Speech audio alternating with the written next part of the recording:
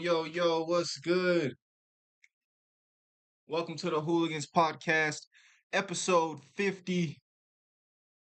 We're back again for another great show. I want to shout out everybody who's been following, everybody who's been subscribing. The channel's growing at a consistent rate that I believe is more average than usual because of a great marketing strategy. Thank you. Thank you. But, enough about me. Enough about me. Today we got to get into this Candace Owens saying that she has a video of her grandfather. No, this Candace Owens video saying that her grandfather went through real racism of a KKK shooting. Uh Hold on. I don't want y'all to see me try to read this egregious paragraph. Um All right, here's what I wanted to talk about. So Candace Owens saying that her grandfather went through real racism of a KKK member shooting into his house, and that she feels that you shouldn't compare racism of today to racism back then, right? Like that racism back then was way worse, which I can agree. But here's where I don't agree, right? Shout out to 7-Eleven, bro. They got that 7-Eleven coffee be smacking, bro. All right. So here's what else I gotta say about that. You gotta understand that it can happen again, right? Um, a lot of the Jewish community is afraid of the Holocaust, and they don't like anything that can remotely remind them of the Holocaust is it's like it's a touchy subject, right? um, because they feel their reasoning is that it can happen again. And I understand that, but they don't have any historical evidence of the Holocaust happening in the U.S. Right? Holocaust didn't happen here. Happened in Germany, way over there. But what did happen here, which was very similar to a Holocaust, was the slave trade. The American slave trade happened right here in this country, right here in the American U.S. So if any group of people should be afraid of something happening again here, I'm talking about the United States, it should be African Americans. I mean, is that crazy to say? Because it happened here, and it definitely could happen again. And the historical evidence backs it up. And the reason why historical evidence is important because um, very often in times, history repeats itself. So yes, we need to keep our foot on the neck of racism and the idea that racism is just gonna go away. Look, racist laws may have gone away, but not racist people. You feel me? Can you dig that? Can I get a racist laws may have gone away, but not racist people. So all it takes is a little we already seen that Jim Crow nonsense trying to come back.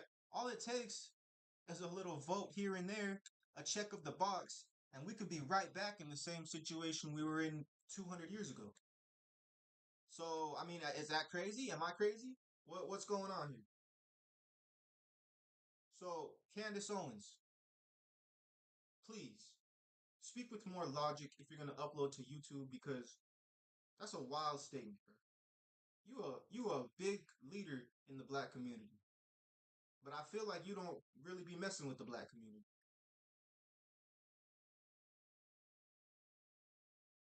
That's all I got to say about that. Now, the next podcast, I will be talking more about this Vivek debate. I just honestly just didn't have the time to watch it. Um, and that's something I really want to get into, you know, so I can have a good opinion on it. So we'll just go into some more, lightweight type of stuff. Um, what's it called? All right.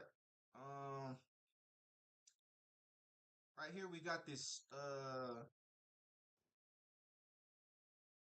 US set to increase solar power due to incentives. Right here. Let's check this out. This is on track to set records with increases in solar power thanks to incentives. A report from Solar Energy Industries Association and research from Wood Mackenzie found that the first 3 quarters of 2023, 48% of new electricity generation came from solar power, which brought the total solar capacity in the US up to 161 gigawatts or something like that. All right, all right. I know I'm gonna need the shorty for this. Y'all know what's up with the shorty, right? Y'all know what's up with the shorty. Freaking oh, it's a little. This is a tiny article, bro. This ain't a real article. This ain't no real article. This is a picture. News. Now this is news. I'm on to y'all. Y'all uploaded a picture. All right. Wow. Wow. My face cam isn't face camming. My bad. My bad. Y'all already know how that goes.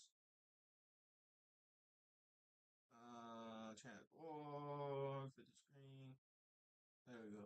Yo, shoot, my bad, y'all. Y'all just missed my whole rant on Candace Owens. All right, screw it. We'll redo it. Sorry, guys, if you're watching this podcast live or on or on the channel. That's why this is a free podcast. We do have the paid podcast exclusively on Patreon. So please go subscribe to Patreon over on our Patreon over on Patreon. The Hooligans podcast on Patreon. Get exclusive episodes. All right. I wanted to talk about before. Sorry, guys. I'm trying to make content here. Okay. So before we get back into this now news things, I need to talk about this Candace Owens thing one more time. And I kind of went into it, but so there's a video of Candace Owens saying that her grandfather went through real racism of a KKK member shooting into his house, and she doesn't feel like you should compare the racism of today to the racism of back then. Which yes, and I respect that because it's different, of course. But here's the thing, um, hi- historically, right? And the reason why I bring this up is you'll find out his there is the like the Jewish community, right, is concerned about the Holocaust possibly happening again. So whenever anything that is remotely close to something like the Holocaust comes up, there's a big campaign about this is bad because it can happen again. Now, yes, that is true because historically, if something happens once, it's more than likely to happen again. Happen twice. And that's something from the stock market. You have to look that up. I've talked about this before. But the Holocaust didn't happen in America. The Holocaust happened in Germany. So the Jewish community should be concerned about the Holocaust happening in Germany. And I feel like the African American community should be concerned about the slave trade happening again here. And the reason why I say that is because there's historical evidence to back it up.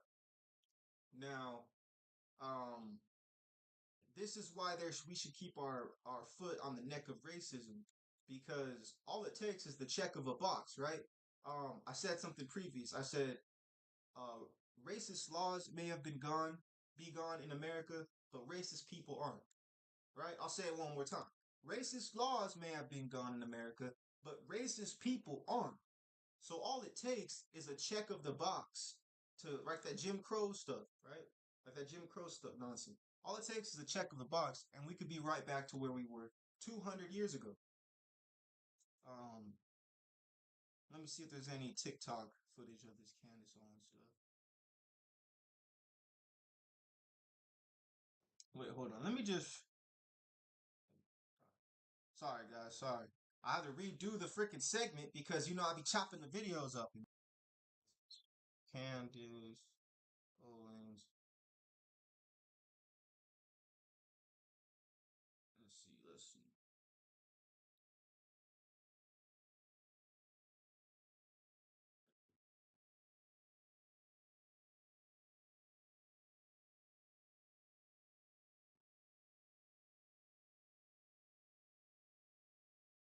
Does Candace Owens have a TikTok?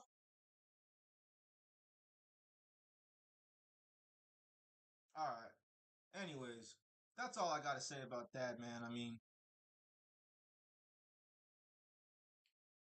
yeah, let's keep it pushing. Let's keep it pushing. So let's get the let's get the screen back. Sorry guys, it's been a few days since I've been on.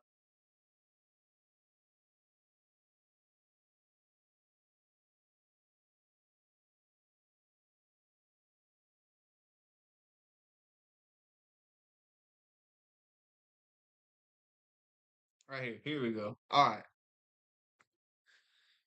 So let's see. Let's see. Right here. For the second topic, we got the U.S. is set on track to set records with increases in solar power thanks to incentives.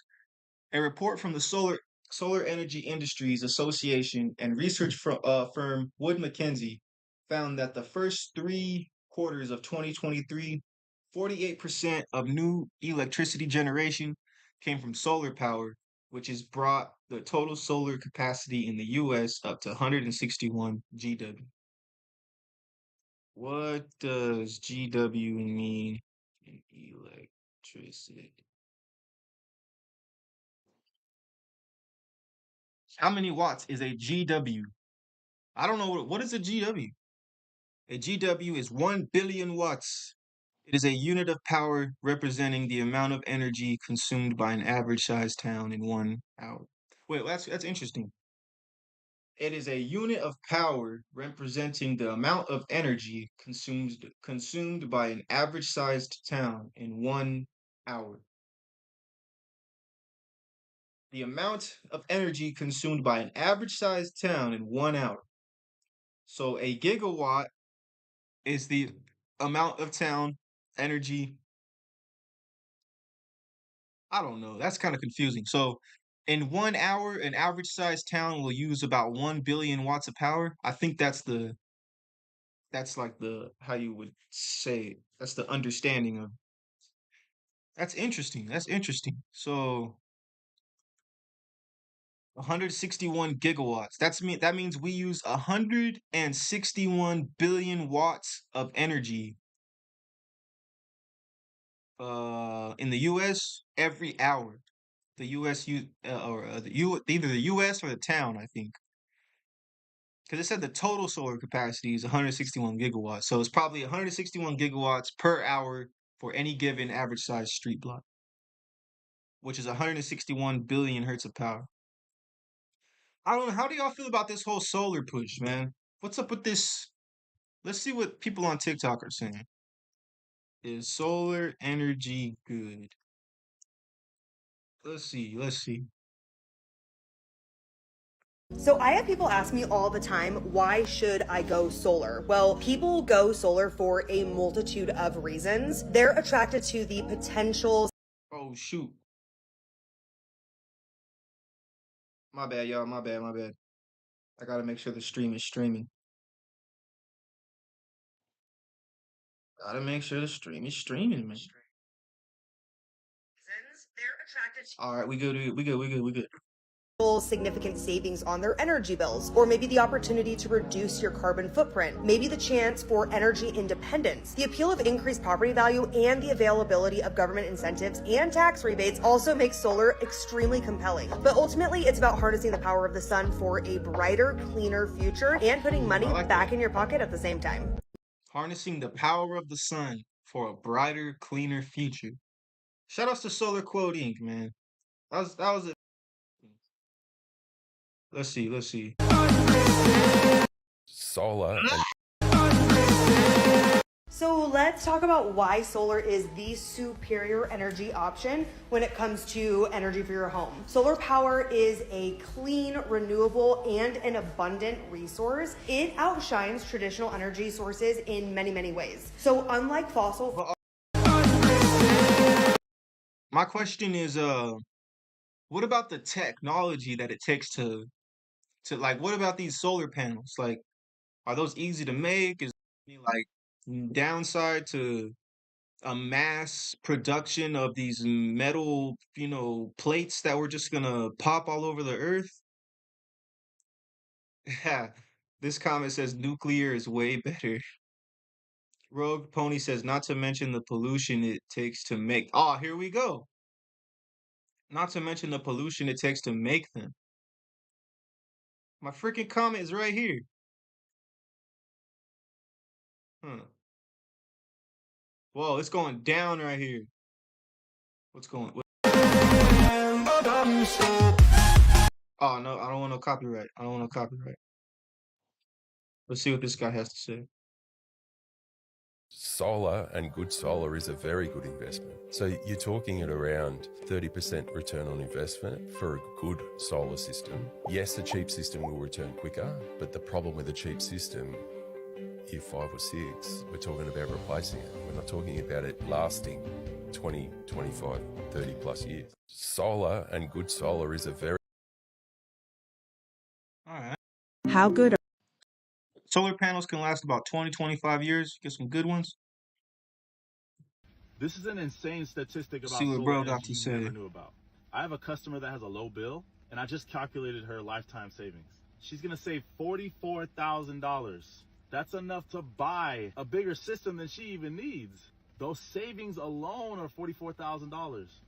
Imagine someone came up to you and said, hey, we're gonna take $44,000 off your mortgage. What would you say? You see, you gotta think like that. It's good for people to be skeptical. We gotta get the right information out. So, all right, all right. One more. Everybody's going solar, but they're not telling you the disadvantage. So I'm here to tell you that. But before that, I'm going to give you 6 advantages why you should go for solar. Reason number 1 is maintenance. So because there are no moving parts in your inverter or your battery or your solar panels, you basically don't have to change oil or call a mechanic to repair some damages. So the maintenance is little to zero. Do you know that 5,000 naira fuel is approximately 8 liters? And if you buy that every day for 1 year, it's almost 2 million naira. But with solar, you don't have to be paying for fuel because there's absolutely no running cost. Running cost is zero. So another reason is energy independence. So basically, this reduces your reliance on the grid and also on fuel delivery. So you don't have to worry about I'm kind of transformer in interested in your solar street energy being now. blown up and then waiting for 4 months for them to repair it, or that there is fuel scarcity. So you can just generate your energy by yourself and use it. Here's another one: quietness. Can you hear any noise? Solar energy is actually environmental friendly. You know how climate change is one of the biggest problems we have in the world, I mess with this. I how mess with fossil this. fuel contributes to them. Solar energy does not actually do that. So finally, it is cheaper in the long run. You know how you don't have to buy fuel, pay for maintenance costs, change oils and all of those kind of stuff? That is how it gets cheaper for you. But then again, and now Shout outs to this guy, man. I'm kind of solar, bro. I'm sold on solar. All right, now let's keep it pushing. Let's keep it pushing. We got Donald Trump hits record lead support among the Republican candidates for the 2024 election. Yo, my mind's freaking blown, bro. Like, not only is Donald Trump running for president, not only did it happen, bro, but it's like people, this, how is this guy? All right, it's amazing. I'm amazed, honestly. This guy is winning. He's in the lead to win the presidential election or the nominee for the Republican Party, and he hasn't gone to any debate. And he's getting, uh, he's in court right now, right? Let's check out the details, man. Yo, shout outs to the shorty. We're about to get the shorty in here. We need that shorty. Clip champ. Create a new video. Ah, shoot. I didn't want to do that. What is it? What is it? Create, record and create, text to speech. All right. Right here.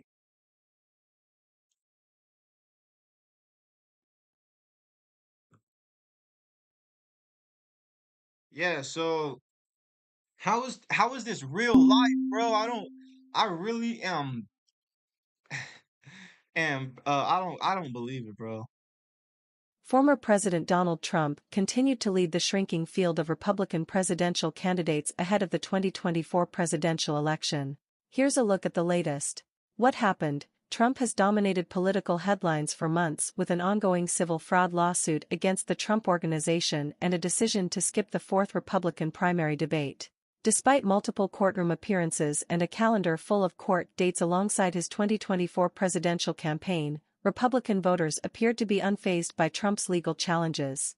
The former president continued to be backed by a majority of Republican voters and was the odds-on favorite to win his party's nomination for the 2024 presidential election, barring any future setbacks or surges from rival opponents. The Jeez, latest bro. Morning Consult poll of GOP voters showed Trump with a comfortable 54-point lead over his Republican opponents. Here's a look at who Republican voters would vote for today, with the percentage from last week in parentheses.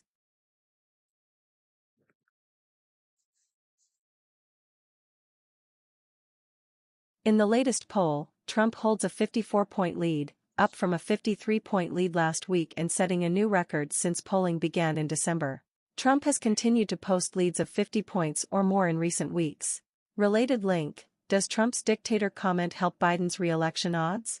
Why it's important: Trump's 67% support among Republican voters marks the largest percentage for the former president since polling began in December.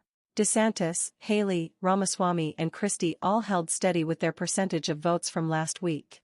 Of the voters who selected a candidate other than Trump as their preferred choice, 30% selected Trump as their second pick. Recent polls from Morning Consult break down the Republican candidates in individual states, including the January caucus for the state of Iowa. Here's a look at how Republican voters in the state of Iowa would vote today. Donald Trump, 50%. Ron DeSantis, 18%. Vivek Ramaswamy, 13%. Nikki Haley, 10%. The latest poll saw Trump decline from 57% in October to 50% in November for the key state. The 50% support also marked the lowest monthly total for Trump for the state in 2023. A poll from Des Moines Register/NBC News/Mediacom for Iowa showed Trump topping the 50% level and gaining from the previous result. The results of the poll are: Donald Trump, 51%. Ron DeSantis, 19%. Nikki Haley, 16%. Vivek Ramaswamy, 5%. Chris Christie, 4%. In that poll, Trump gained 8 percentage points from the previous poll for the state. DeSantis also gained 3 percentage points from the last poll, breaking a tie with Haley to move back into second place by himself. Several candidates dropped out of the Republican presidential race, which only minimally boosted any non-Trump candidate. The field may have shrunk, but it may have made Donald Trump even stronger than he was, pollster J. and Selzer said. I would call his lead commanding at this point. Selzer's company helped conduct the Des Moines Register/NBC News/Mediacom poll. Trump's lead at 50% in Iowa in the Morning Consult poll was one of his smallest of the states tracked by the polling company. Most states saw Trump with 60% of the vote or more, including a couple of states, Kentucky, Louisiana, where he had more than 70% of the vote. The state of Florida, which is the home of both Governor DeSantis and Trump, watched Trump gain steadily in recent months. Trump previously trailed DeSantis in the state 42% to 47% back in December 2022. Read next: Trump mug shot gets NFT treatment, how you can also own a piece of the suit he wore. Photo, Shutterstock. Yo, there you had it, folks. I know that was kind of long-winded, but shoot, I need to save my breath, bro. You ever heard saying say save your breath? That's what I'm trying to do, bro. So, um, yeah, so Trump is still in the lead and hasn't gone to one debate. That's fire, bro. I gotta respect that. All right, let's go on to this next topic, which actually is still about Donald Trump, which is actually Donald Trump selling his own, what is it, a baseball card? It's ironic because is this a Trump card that he's selling? A I'll see myself out. All right. Donald Trump sells cut up pieces of suit he wore in mugshot for $5,000, bro. I know TikTok got to be on this, bro. Come on, let's go. So Donald Trump, the suit in piece of the suit on the card is legendary, bro. That is legendary. Donald Trump card.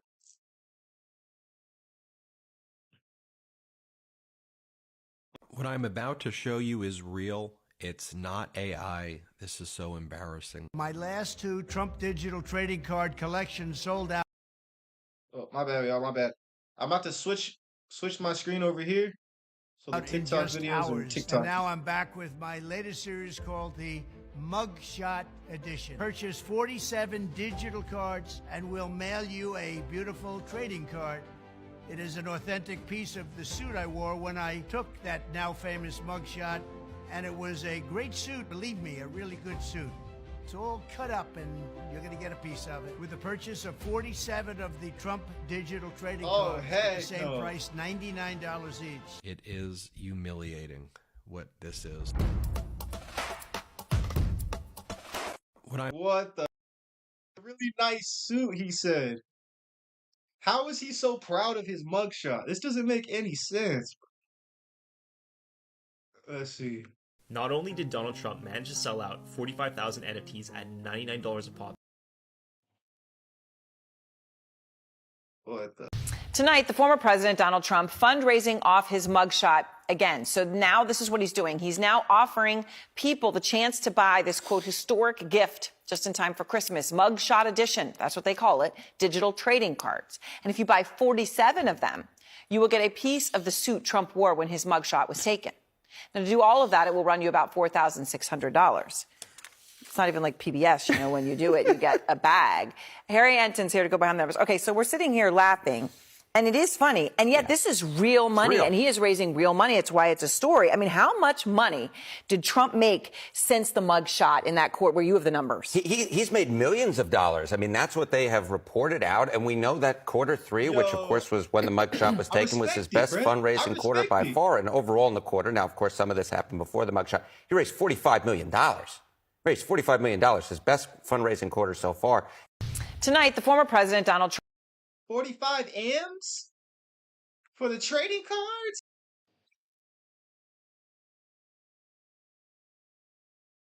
Oh, let's see. Exciting news. My last two Trump digital trading cards. Hi, everyone. This is your favorite. Yeah. Dude, let's clap it up for Trump, bro. If you in the chat, put a 3 up for Trump, bro. 3's for Trump. Let's go. I'm not a Republican, bro. I'm a Democrat. But this stuff's hilarious, bro. Favorite President Donald J. Trump with some very exciting news. My last two Trump digital trading card collections sold out in just hours. And now I'm back with my latest series called the Mugshot Edition. I wonder where that came from. The Mugshot Edition. 47 all-new stunning cards, and here is the best part. I'm doing two important things for my Trump collectors. For the first time, we're creating a real physical Trump card. Purchase 47 digital cards and we'll mail you a beautiful trading card. It is an authentic piece of the suit I wore when I took that now famous mugshot. So each card runs you $100, and if you purchase 47 of them, which is $4,700, $4,700, they're gonna mail you a physical card and a what's it called?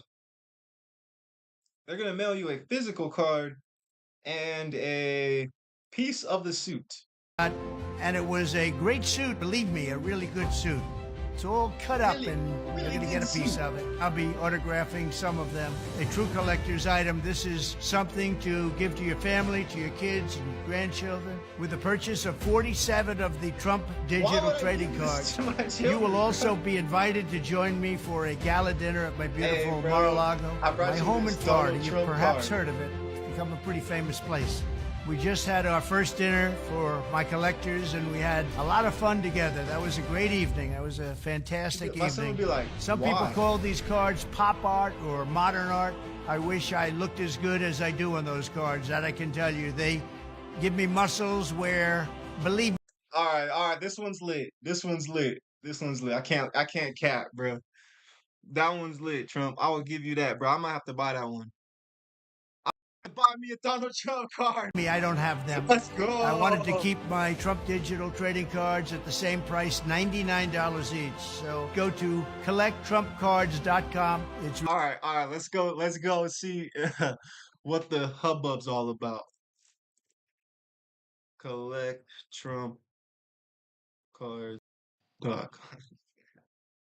No. Wait, I hope I don't get copyrighted, bro. Oh, it's all right. They're not making no money. Yo, what is the deal, bruh? This AI. See some of the. Bro, this is some crazy stuff, bro. I want that. That one's dope. That one's dope. Let's see. Oh my gosh, bro. Hold on, man. Why they got the scammer red, the scammer red text?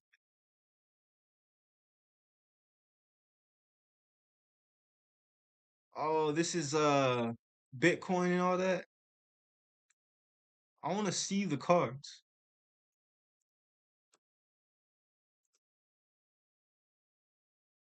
What do they look like? I want to see all of them.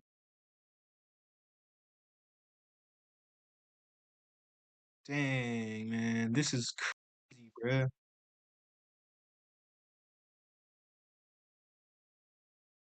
Yo, you want to see my Donald Trump card collection?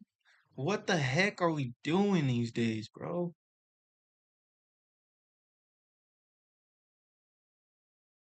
All right, well, this right here is lit, man.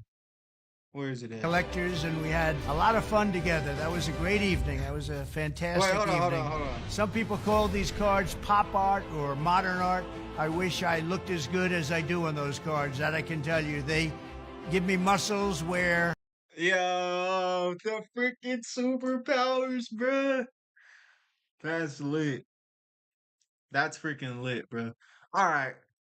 Trump, kind of glazing Trump, but I gotta show respect to the opposing side. You know what I'm saying? You gotta show respect where respect's due. Donald Trump is staying ahead of the curve. He's staying interesting, right? Ramaswamy basically tried to steal all the air out of his, what is it? Hot air out of the, I don't know, hot air, and I don't know. Ramaswamy tried to, Trump, but now Trump is out trumping Ramaswamy. So, it's all good. It's all good. Um, yes, Trump is out trumping Ramaswamy with these trading cards, bruh. And they're just digital, so it's not even real. Digital trading cards? Hey, I might need to look into that. You feel me? All right, that Trump nonsense. Let's keep it pushing. We got to get this John Fetterman story. John Fetterman has a blunt message for Democrats about the 2024 election. The reason why I'm interested in this is because, like I was saying, I am a Democrat. Uh, what's it called? And I want to hear what he has to say, bluntly. And if we're talking about blunts, you know, since we're talking about blunts, Senator John Fetterman offered a blunt message to his Democratic colleagues on next year's presidential election. Fetterman, an ardent supporter of President Joe Biden's 2024 campaign, criticized Biden's primary challengers, comparing Democratic attacks on the president as being more damaging than cutting out a check to former President Donald Trump. Other Democrats are now vocalizing and saying these incredibly helpful and these incredibly unhelpful and my bad, y'all. Other Democrats that are now vocalizing and saying these incredibly unhelpful kind of things. Why? What's your goal? Are you trying to diminish the president? Are you trying to strengthen Trump? Fetterman told CNN on Tuesday. It's much easier and much less effort to just write a check for Trump.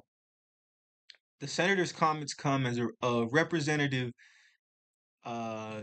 Dean Phillips' campaign has gotten increasingly critical of Biden, Although launching his White House bid is an effort that would strengthen Biden rather than diminish him, Phillips has grown his campaign in recent weeks into an aggressive one that's taken direct aim at Biden's mental fitness and called the president a threat to democracy.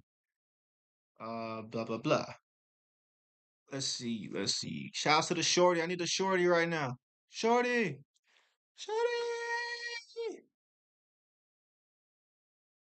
Where the shorty at? Where the shorties at?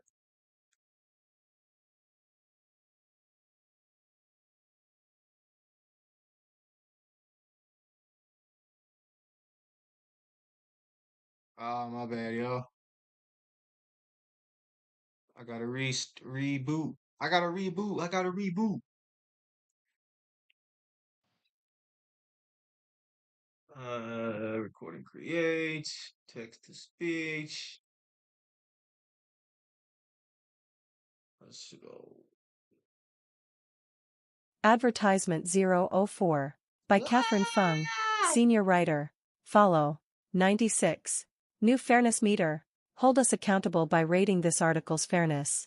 Senator John Fetterman offered a blunt message to his Democratic colleagues on next year's presidential election. Fetterman, an ardent supporter of President Joe Biden's 2024 campaign, criticized Biden's primary challengers, comparing Democratic attacks on the president as being more damaging than cutting out a check to former President Donald Trump.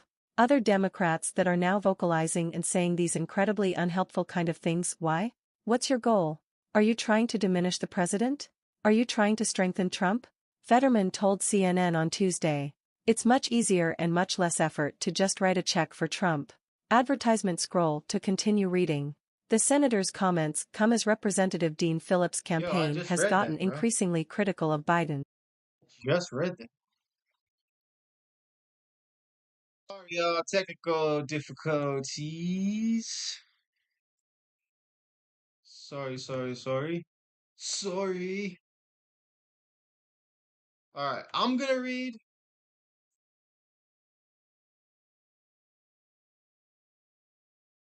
Dude, what's up with this shenanigans, dude? Look,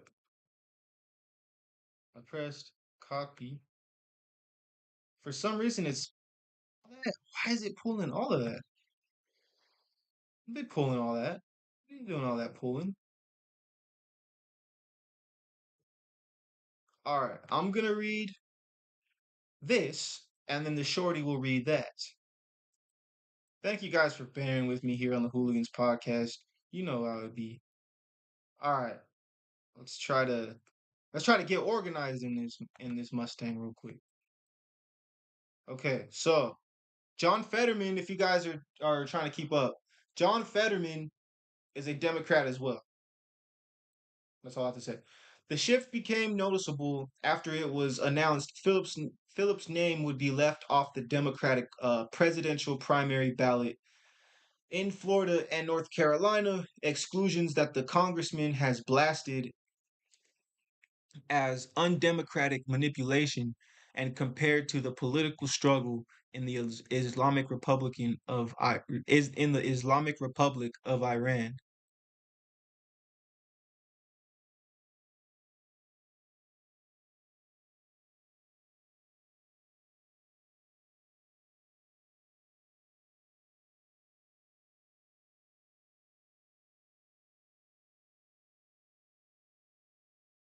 All right, let's read this. Right. If Biden wasn't a threat to democracy, he would say something about what happened in Florida, Phillips told reporters in New Hampshire last week. How can you, the President of the United States, condemn the former president who was clearly a dangerous man, and do what he did in New Hampshire and allow what's happening in Florida? Phillips was referring to Biden's decision not to participate in New Hampshire's first-in-the-nation primary on January 23. Less than 3 months ago, Phillips had struck a different tone, saying at a campaign briefing, "I'm here to celebrate the president. I do not have anything but admiration for the president." Fetterman, who does not hold back when it comes to calling out his colleagues, called Phillips' recent comments about the president laughable, telling the Washington Post that the Minnesota Democrats' candidacy is a dream for Trump.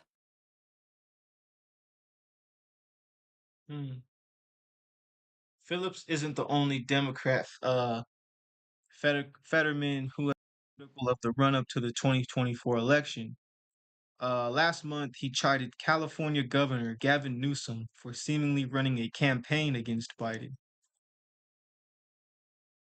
We got some Newsom talking about Newsom.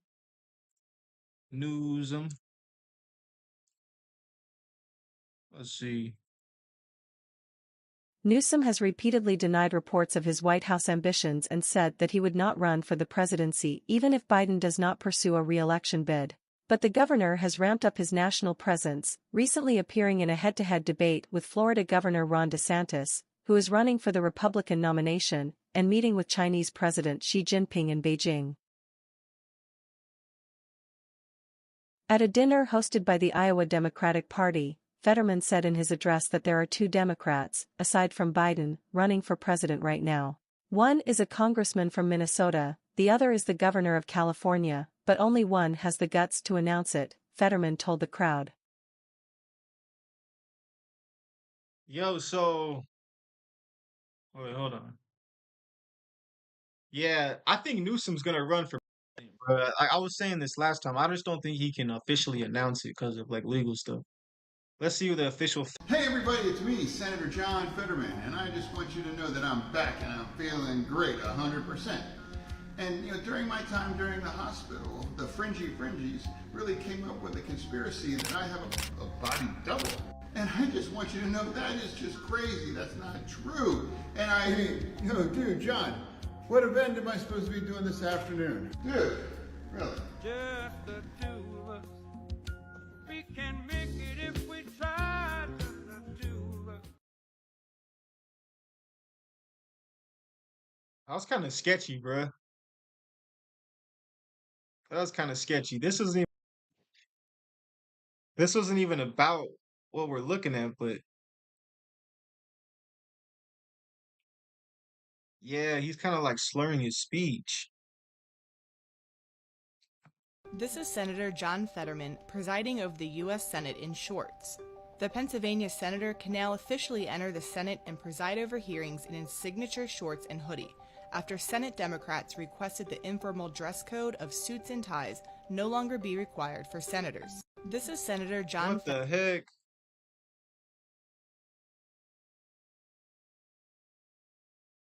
Yo, so what the heck's going on here?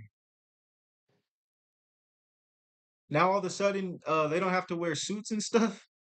This is crazy, bro. Breaking. Democrat Senator John Fetterman is calling for increased border security and for Democrats to work with Republicans to finally secure the border. Do you support this? This dude looks like an evil villain, bro.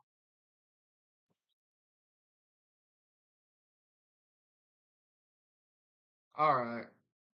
Enough about Fetterman. Shouts to Fetterman. Up next on the Hooligans podcast, we have crypto's role in the upcoming presidential election. Oh, we got some Vivek news too. Or not some Vivek. We got some Vivek stuff. We love a good Vivek story here on the Hooligans podcast.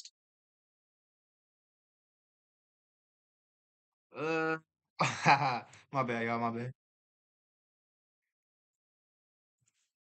Yeah, all right. Right here, this is straight from CoinDesk, cause so CoinDesk with the shenanigans. We have crypto's role in the upcoming U.S. presidential election. Presidential candidates, here we go. Presidential candidates Vivek Ramaswamy, Rep. Dean Phillips, and former Arkansas Governor Asa Hutchinson share their views on digital asset regulation at the first bipartisan crypto presidential candidate forum organized by the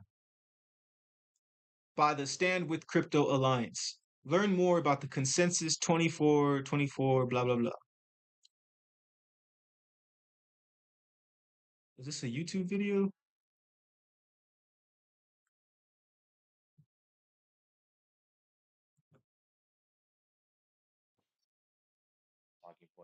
I don't think so. I think I'm good. Believes that most federal rules are unconstitutional. He'd like to kind of stuck to his talking points.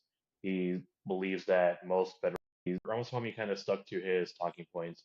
He Talking believes about that Ramaswamy. most federal rules are unconstitutional. He'd like to overturn a lot of federal agency rulemaking.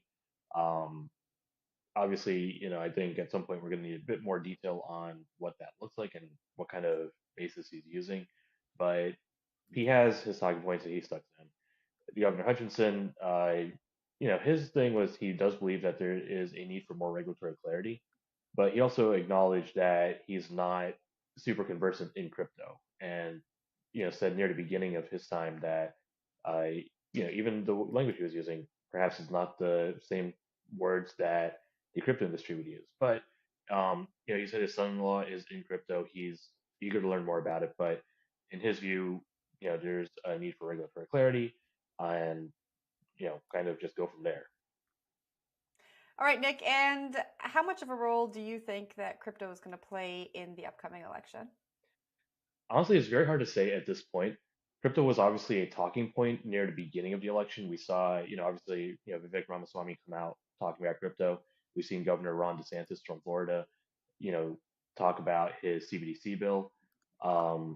Whether this becomes an actual issue that people will vote on remains to be seen. Obviously there is uh, an effort, I would say, by some in the crypto industry, Sam Crypto Group and Coinbase, for example, clearly want people to be voting more on crypto or talking about crypto, at least as far as the election is concerned.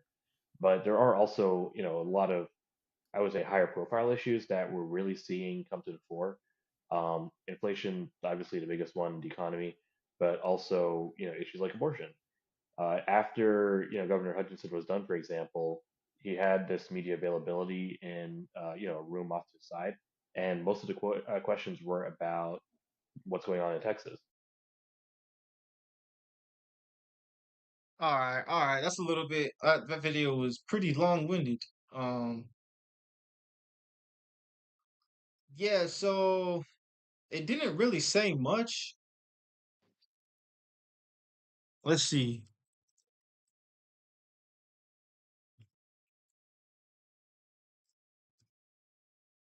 It didn't really say much. I guess I'll keep y'all updated.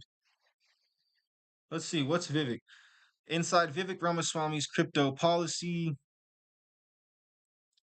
Vivek Ramaswamy. What's this? Where is this from? This is from last month. Uh, all right. So Vivek Ramaswamy's campaign seems to be losing steam, but folks in the crypto industry are psyched about him. So here's a rundown of the Republican presidential contenders crypto policy paper, which he released. Sorry, y'all. Thursday. Why it matters. He promised a crypto policy, and here it is. Yes, but if the polls are to believe, what are they saying? Where's the policy?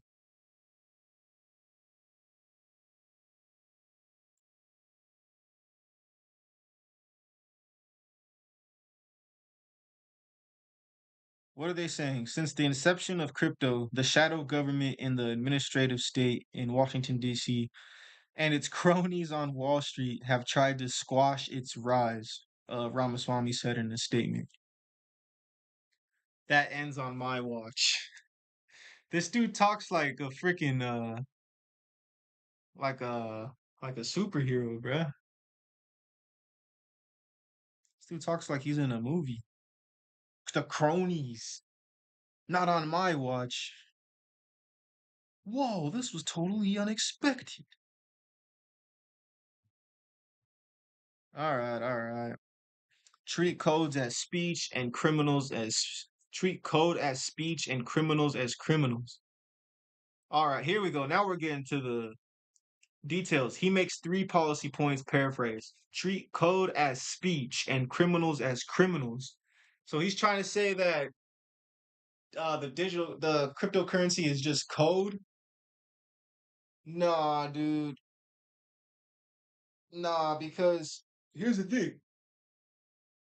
I would refute that. Ramaswamy wants to treat code as speech. Um,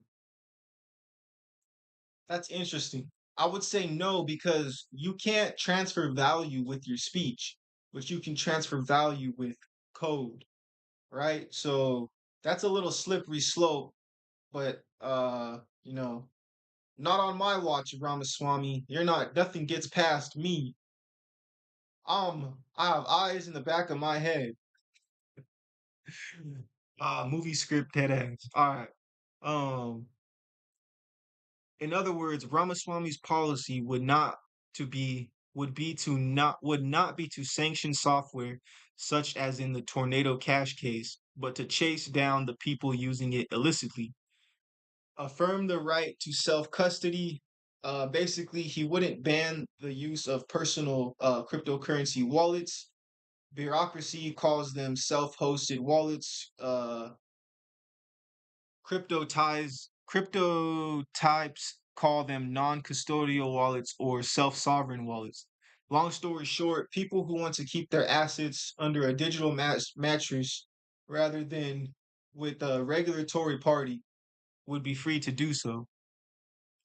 Stand down the regulators. This is basically Ramaswamy's whole campaign. His idea is that uh federal officials go much further than Congress has authorized. So his final plank promises to rein in the regulators' holding back the industry. Uh, the intrigue. He quotes the courts in this statement, which seem blah blah blah blah blah. All right. I mean, so you know, there's a lot of stuff that I don't agree with Ramaswamy with, but this I actually don't. I'm not mad at this. I'm pretty on board with this. What's this Tornado Cash case? Ethereum's best known privacy tool falls under US sanctions. Tornado Cash has been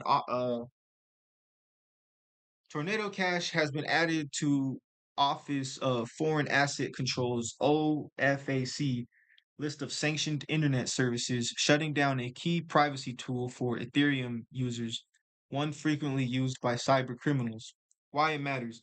Tornado Cash is a non-custodial mixer that runs on the Ethereum blockchain. It allows Ethereum addresses to receive funds without revealing who gave it to them, like Cash does. There are currently 482 million in crypto assets sitting in Tornado Cash pools, according to DeFi Llama. Baki and Alaba. Sorry, um. So basically, I thought that was the whole point of crypto that it can't be tracked already. So why would why would yo, what's up, Guru? My bad, bro. Mr. Comment, my bad, bro. Why would that's the thing with crypto, like, so can it be tracked or can't it be tracked?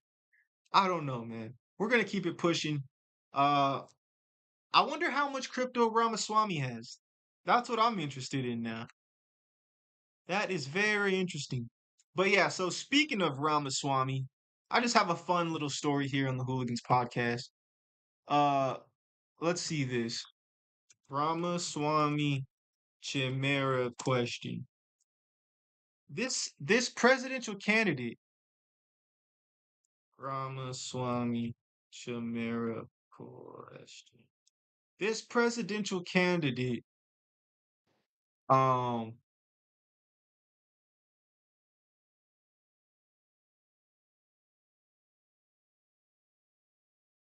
what the heck? Ramas, uh, right here. So Ramaswamy, this presidential candidate, is also the writer of a paper called the Chimera Question, which argues with whether human animal hybrids should have human rights or not. So here on the Hooligans podcast, I have my own paper that I would like to present to the world. It's called the Benjamin Question. And I will argue on whether Benjamins should have human rights or not. As long as if they follow all the common laws of human society, they should have human rights, bro. Why not? Why should a pig person have more rights than a Benjamin? All right. No, but seriously, guys, we're gonna just do a little deep dive into this real quick. The Chimera question is Ramaswamy's paper that he wrote in college, I believe, and was actually posted by the New York Times. Uh, Here's the freaking article right here. Check this out. Check out this despicable article, or I don't know, maybe you like this type of stuff. Check this out. I'm gonna have the shorty read this for us real quick. Get yourself some popcorn. Get yourself some whatever you like to let you be chilling, and we're gonna listen to the Chimera question by Vivek Ramaswamy, and we're gonna decide if this guy is uh right in the head.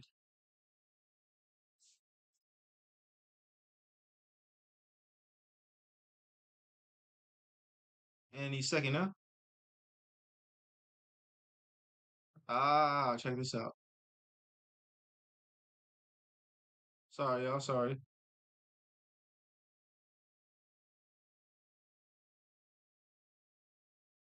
All right, I gotta remember the shorty. She's sensitive, bruh. She gotta be gentle with the shorty. You gotta always refresh it right here. Boom, Chimera question.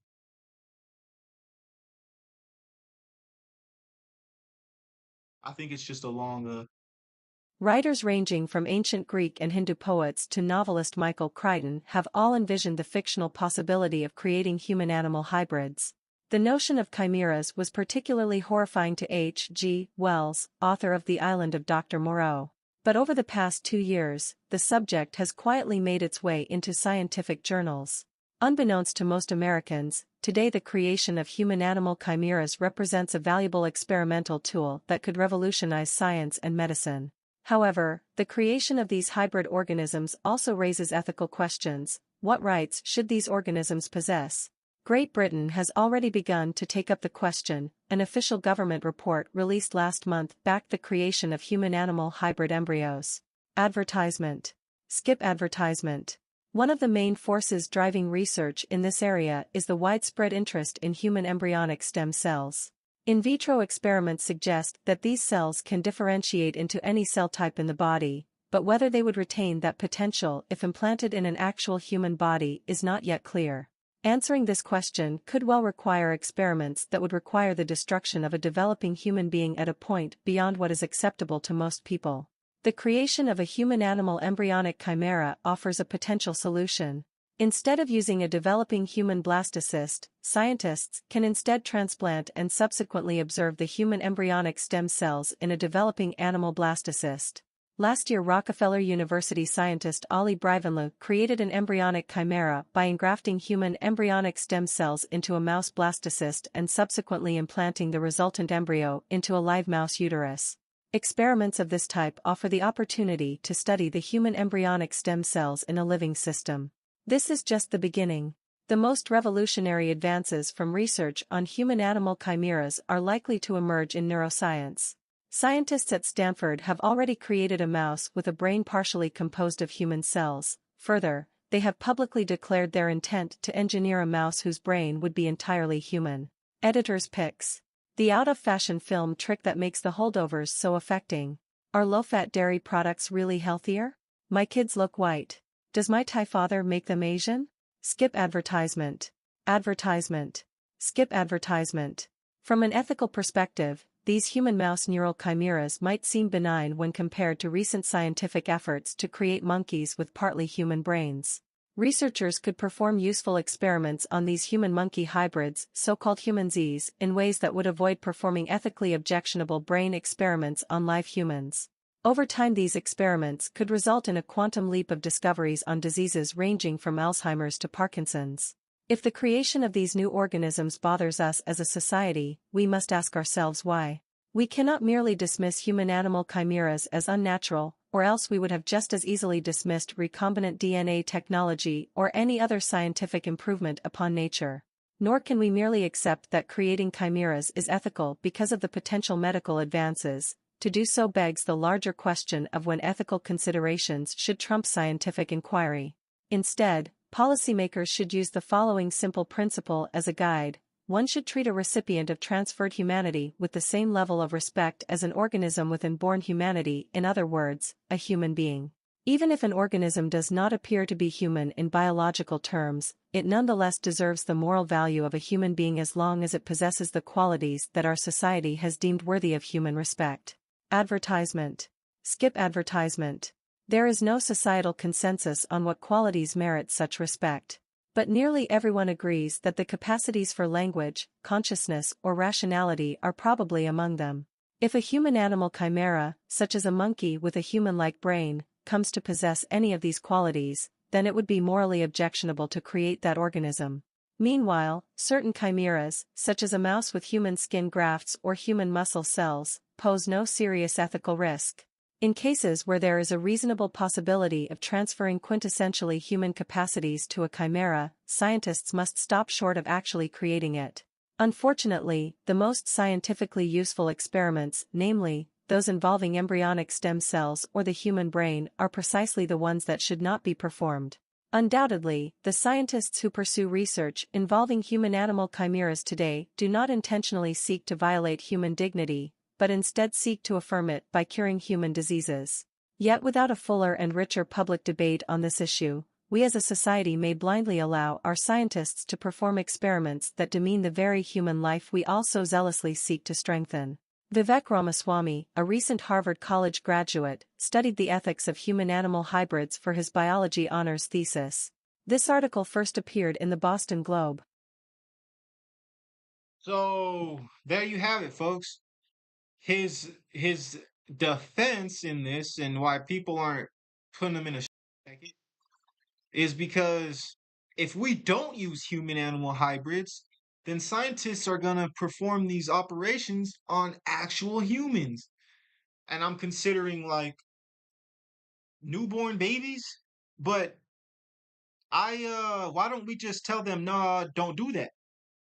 Like, I think that's a great question. Like, or a great that's a great resolve. Just say, hey, don't do weird experiments on newborn babies. Why is that such a hard thing to say? Why does it have to go from uh that to why don't we just perform these experiments on half human, half animals instead? But then that's the thing. I would love to have a conversation with this Ramaswamy fella.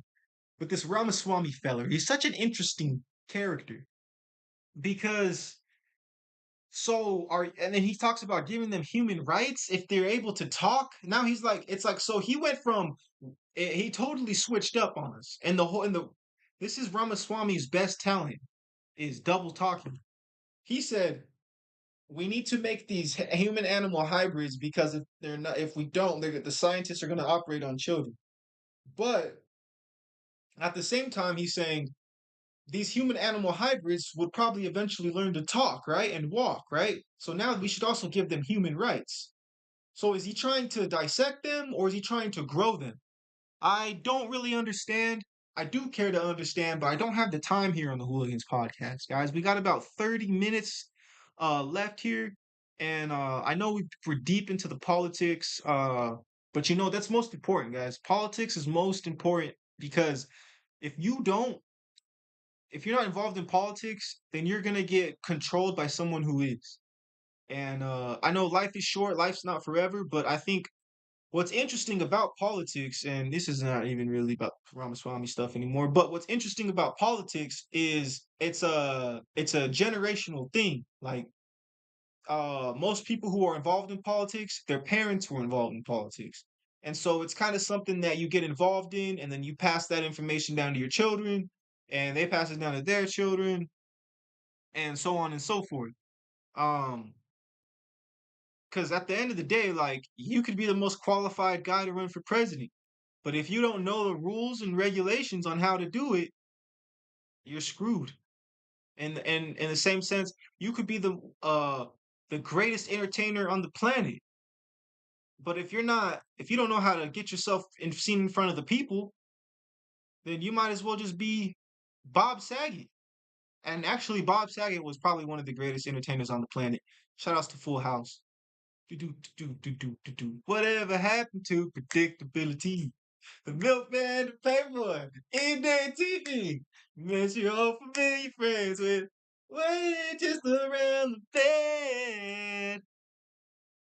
Everywhere you look, everywhere's a heart of in his own truth. Everywhere. All right. Let's get serious. We gotta get serious. Too silly, too silly. Shouts to Flagrant. Shouts to Flagrant. All right. That's pretty much all we have for the political section, guys. We're gonna talk about these. We still have the hip hop section, gaming section. I gotta get out of here in like 20 minutes. Gotta go to work. Shouts to my new job. It's crazy, bro. My new job's crazy. Hopefully eventually this will be my only job, but until then. All right. Let's get into this hip hop section. We're gonna switch up the flow, and we gotta talk about this Moneybagg Yo situation.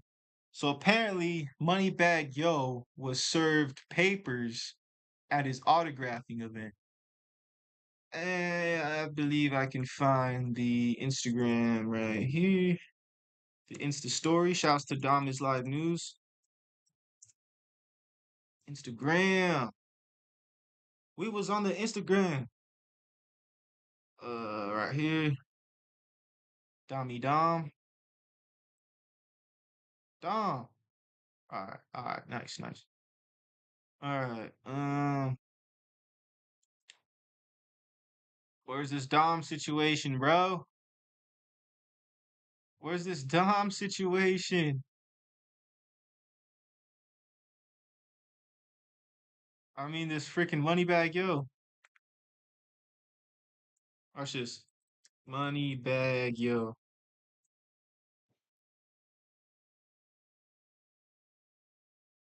Served. What the heck, man?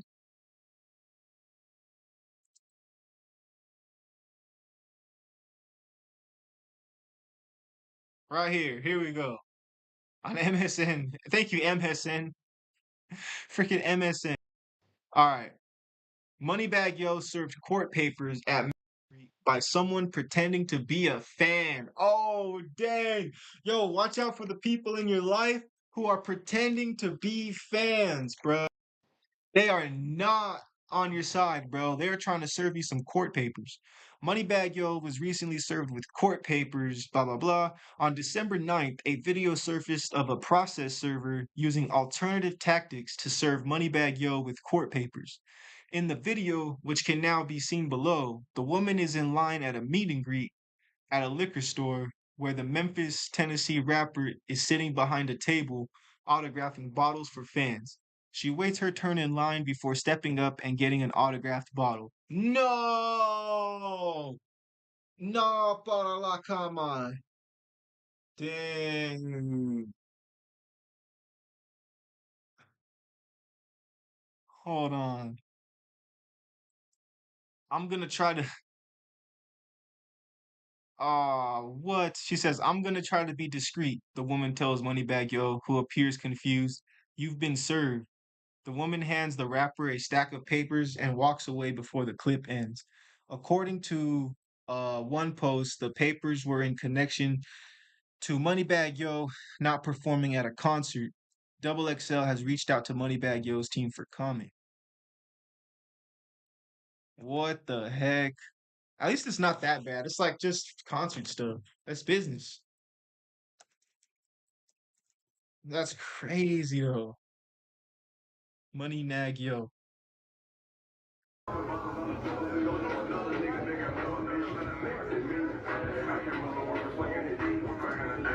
Wicked. Yeah, serving him after he signed your bottle is wicked, bro. Devious.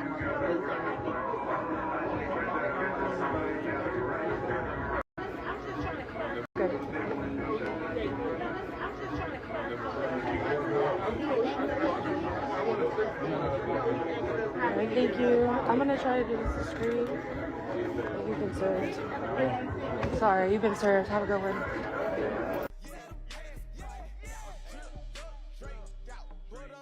What the heck, bro? Yo, and you took the bottle?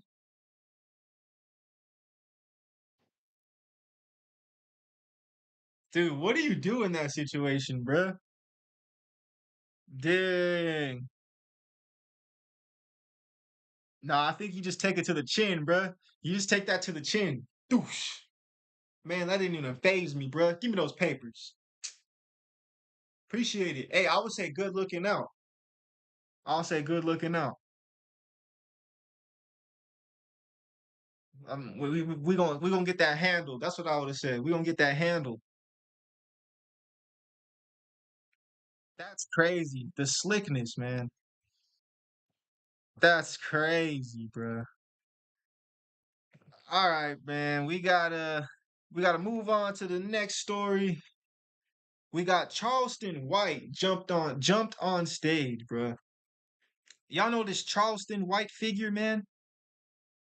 It seems like he finally got his or something, man. Let's check this out. Let's see. Check this out. They done beat up Charleston White.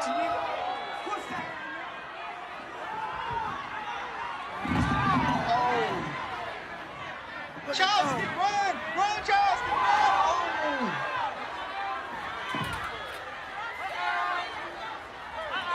Oh, they allow us on TikTok. They done beat up Charleston White. Yo, so apparently, from what I heard from DJ Academics, what's it called? Apparently, like the kid, apparently the freaking the uncle was there with his nephew, right? And it's like the nephew's grown, right? 20 some years old. But the uncle had his arm around the nephew's chair. So I don't know. I don't know. I don't think that's wrong, right? It's just like whatever, right? His uncle has his arm around his nephew's chair like that, which it's kind of funny. The optics is funny. So Charleston White made a joke about it, right? He's all these two. I think if I remember correctly, he said he goes, these two are probably effing, and they got now. But mind you guys, if you are going to a Charleston White show, you gotta get ready for the smoke. You gotta be prepared for him to make jokes, bro. And but apparently they didn't like that joke. That was a little too far. You know what I'm saying? I think you just laugh at it. I would have just laughed it off, bro. Like this dude's crazy, you know. And so these guys freaking beat him up for it, bruh. But Charleston, Jay says throwing a flower pot is wild, bruh. Let's watch this one more. I think he hits him with the microphone. Oh, bro, hits him with the mic. Yo, check this out. Oh, he said, what's happening there? Yo, bro gets tackled though.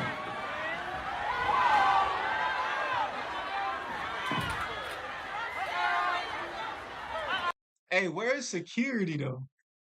Tina says he had them at the end. Aisha Marie says about time. That's what I'm saying, bro. But if I remember, like you're saying, Charleston's fine. Look. Wait. Say, I told him, nigga, just wait in the morning. Just wait. I was moving out of order. And the nigga had nigga come running out of nowhere. Like Adam Sandler on Waterboy. And boom! Hey, nigga. That nigga delivered a mean tackle. I'm not bullshitting. They need to give that nigga credit for whatever last football team he played for. That nigga need credit for that motherfucking sack. That nigga did a hell of a motherfucking sack. They just knew I was gonna wake up this morning. They just knew I got tackled, and when I got on the ground, I went to getting done like niggas do when they get done on the ground. Kicked in the head, kicked in the mouth, punched on some more. They just knew that it happened. They thought that nigga who ran over there to try to swing, they didn't know Dewberry knocked it. Pow! Say, and them nigga went to say, Tim nigga went to try to wrestle a nigga. Nigga, I don't want to play football. Where my goddamn money go? I just dropped my back end money. And what nobody think about the back end but me. I'm the only nigga at the bottom of the pile thinking about recover the fumble. Get the fumble. Just fall on the ball. Candyman says Charleston White might not make it to GTA 6, man. GTA 6 comes out in 2025. That's crazy, bro. Butterfly says the question is, why is everybody mad at Charleston White? No, Charleston is wild, bro. Charleston is wild. Yeah, man. Millie Mill says he's playing a dangerous game and it's going to catch up with him one day soon. And put a laughing emoji. Dang. FYP News says he's laughing because he really heard him. C. Johnson said he's just getting more popular. That's true. That's true. Here's another angle. You show your goddamn hand. Dang. Hey, no, if someone throws a flower pot at your head, someone throws flowers at you, it's on site. Immediately, it's on site. Immediately.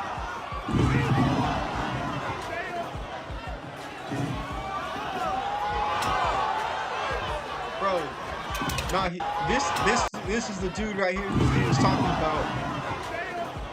The D1 football player. Boom! Sacked the quarterback.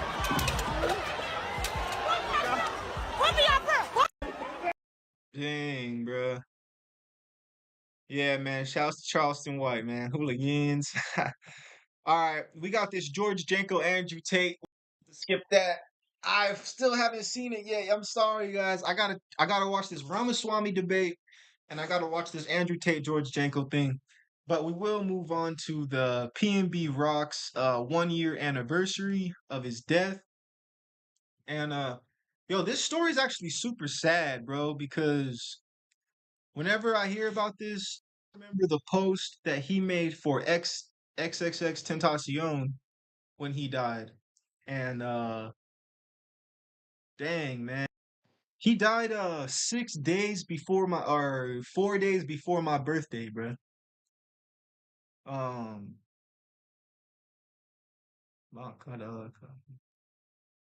That's crazy, bruh.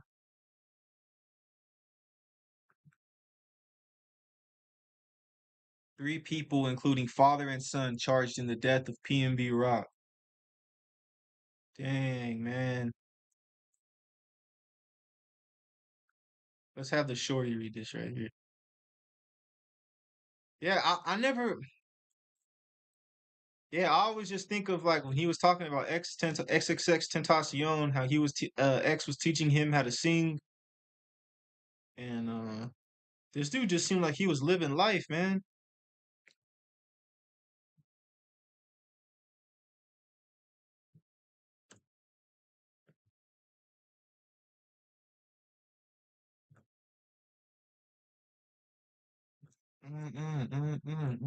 She in love with just.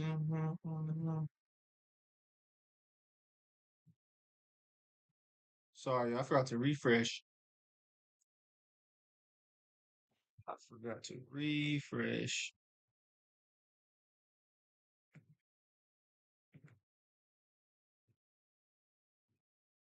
Yeah, this see if we can get this working. The Los Angeles County District Attorney's Office on Thursday filed murder charges against a father and son in connection to the fatal shooting of musical artist PNB Rock. Freddie Trone, who is being sought by police, along with his minor son, were each charged with murder, conspiracy to commit robbery and second-degree robbery, according to a release from the DA's office. A woman was charged with accessory after the fact. The minor appeared in juvenile court Thursday and is set to return for a preliminary hearing on October 19. The woman is expected to be arraigned Thursday afternoon.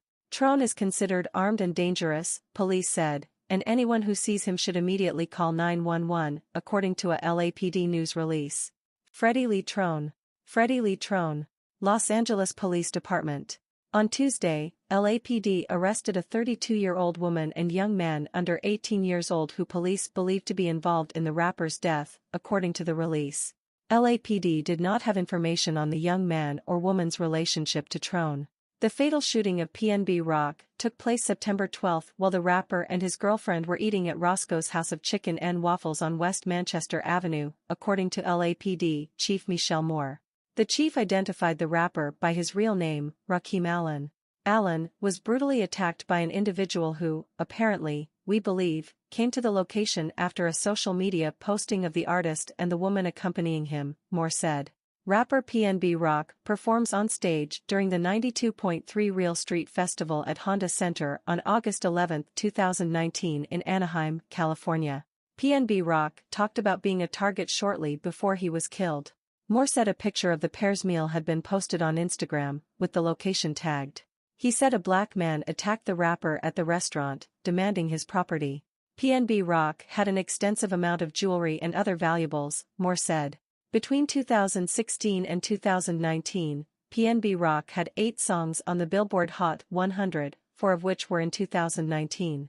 The rapper's latest song, Love Me Again, was released on September 2. CNN's Taylor Romine contributed to this report. Dang. So this guy and his son tried to rob him? Hold on.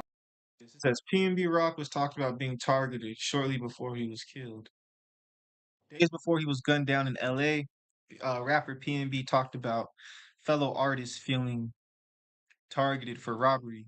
In an interview with DJ Academics about where he was shot and killed during a robbery while at Roscoe's House of Chicken and Waffles on Monday, PNB Rock said criminals in the city were bold and shared a story about when he, his girlfriend, and his child were being followed. I be trying to be cool because you don't want to be nervous, he said. You want your family to be as calm as possible. DJ Academic said this, wow, this PNB Rock situation is crazy. I just did an interview with him a week ago where he detailed how someone tried to rob him in LA recently while he was out with his girlfriend and daughter.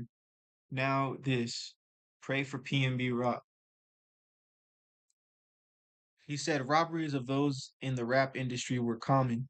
I never got robbed ever in my life, the rapper said. I ain't gonna say never. I'm not superstitious, but I haven't been robbed.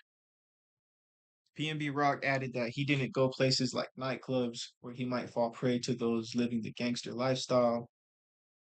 I'm not going to put myself in those situations because I know what happens in those situations, he said. The Los Angeles Police Department Chief Michael Moore told CNN that PNB and a friend were enjoying a simple meal when they were brutally attacked by an individual who police believe came to the location after social media posting of the artist and a woman accompanying him identified they were eating on Instagram. A struggle ensued, and Mr. PNB Rock was shot and killed and lost his life there, simply over the jewelry and valuables that he had on his person. The investigation into the murder is ongoing. Did they ever solve it? Was PNB solved? Yo, that's why I mean.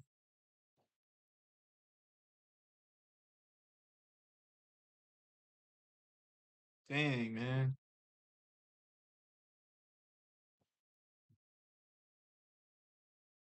PNB Rock's final moments.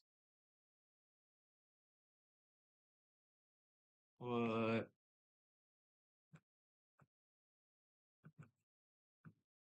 Yeah, that's why like I want that's crazy, man. I mean, death is natural though. It's like people could say, was it the social media post? Was it the jewelry he had on? Eventually, we're all going to die. So eventually PNB Rock was going to die regardless. So I don't know, man. The Los Angeles County District Attorney's Office has now detailed how a 17-year-old boy allegedly robbed and killed PNB Rock alongside his father several weeks ago at a local restaurant. The teen is charged with 1 count each of murder and conspiracy to commit robbery as well as 2 second-degree robbery counts for allegedly killing the rapper, whose legal name is Rakeem Allen. The alleged shooter's father, 40-year-old Freddie Lee Trone, faces 1 count each of murder and conspiracy to commit robbery as well as 2 counts of second-degree robbery for his purported involvement. Freddie Lee Trone's wife, Chantel Trone, is charged with accessory after the fact. Prosecutors said that she did harbor, conceal, and aid the teen in the hopes of helping him avoid getting arrested. Sorry, y'all. Sorry.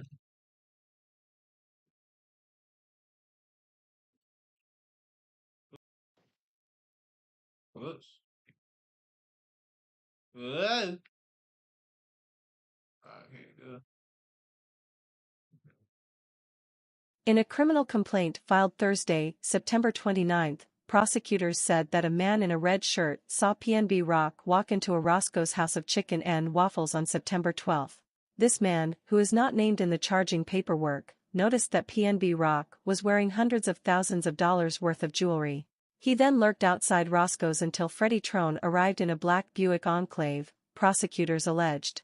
Freddie Lee Trone came up to the man in red, and spoke with him near the entrance of Roscoe's. He then went back to his car and drove off. Meanwhile, his son armed himself with a handgun and put on a mask.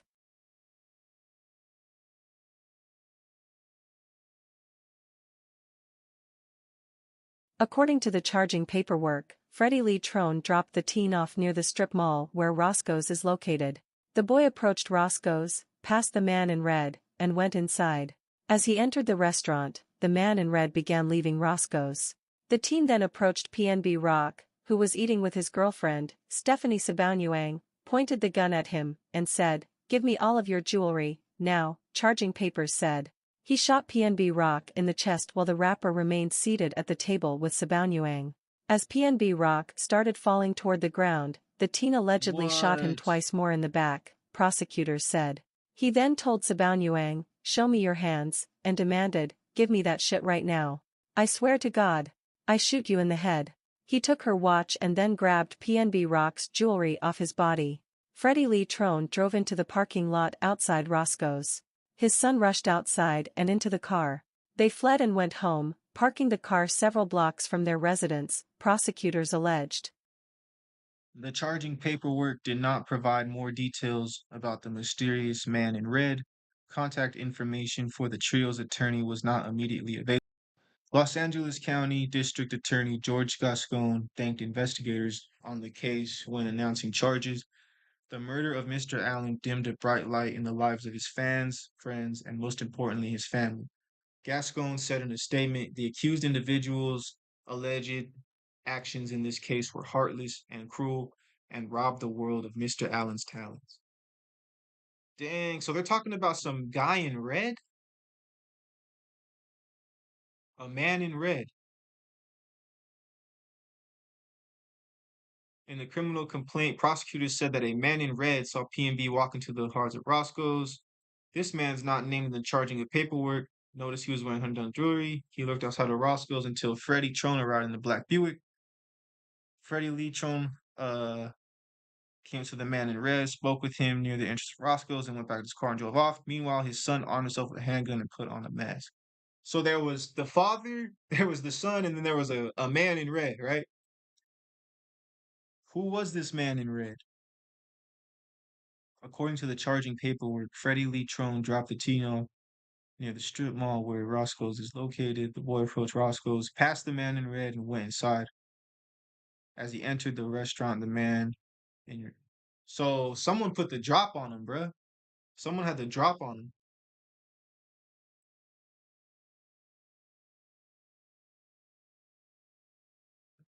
Dang, man.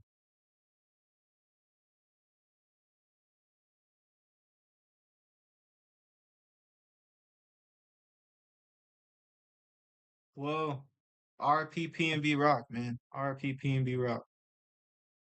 All right, y'all. I'm gonna go ahead and call it right there. We still got more topics, but we'll save those for the next episode. Sorry to end it on such a sad note, but we all gotta go, and we live in a cruel world.